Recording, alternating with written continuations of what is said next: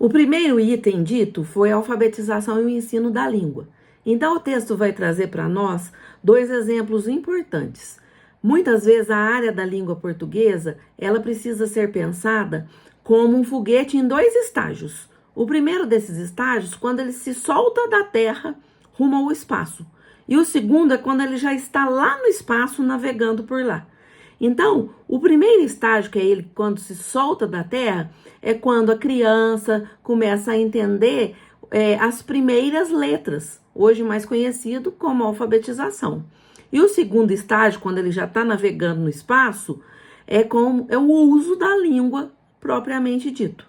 Então, durante esse primeiro estágio, né, o texto vai dizer em torno de 1 ano ele dura, o professor, ele ensina o sistema alfabético da escrita, começa a desenvolver a correspondência fonográfica, algumas convenções ortográficas da língua portuguesa, porque isso ajuda e favorece com que o aluno escreva por si mesmo.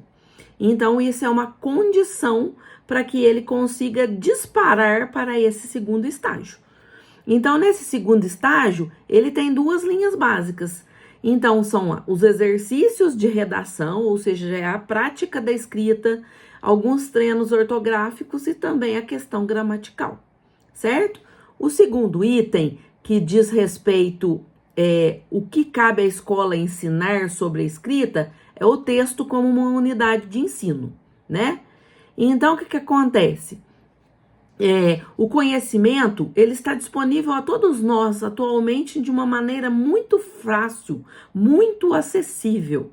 Então, o que acontece? A gente precisa entender algumas necessidades que nós temos de repensar algumas teorias, algumas práticas, em que a maioria dos professores conseguem ligar essas teorias, essas práticas, a gente saber cada vez mais, quanto mais a gente consegue promover ou escrever as coisas do nosso próprio punho.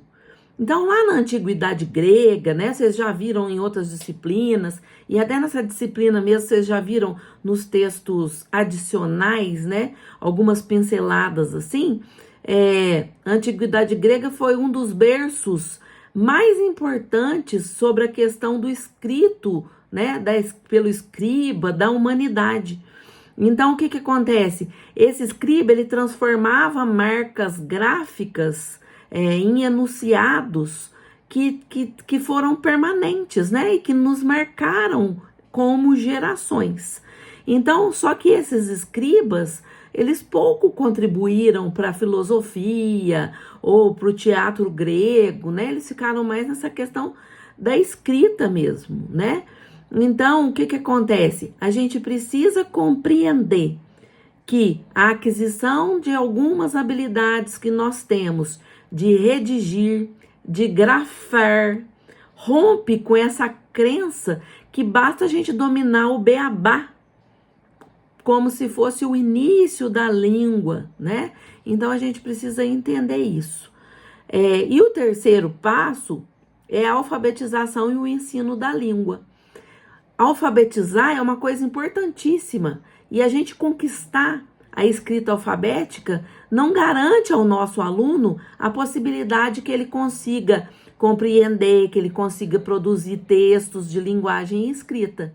Porque isso tudo depende não só da questão da alfabetização, mas depende principalmente do trabalho pedagógico, e esse trabalho pedagógico é sistemático, certo?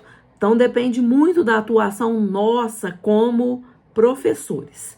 Então, escrever, ensinar a escrever um texto é uma tarefa muito difícil.